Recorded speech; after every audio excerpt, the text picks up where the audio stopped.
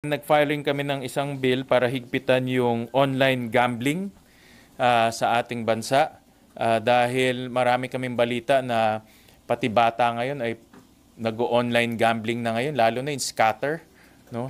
So hihigpitan namin ito.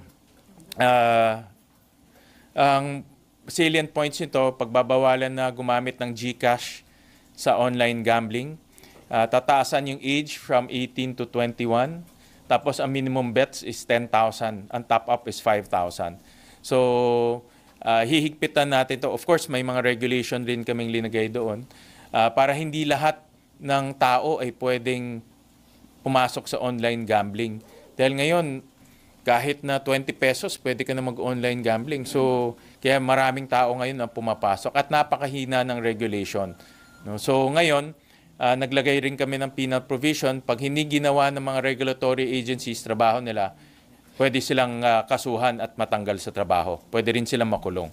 So, hinigpitan namin yung regulation ng online gambling.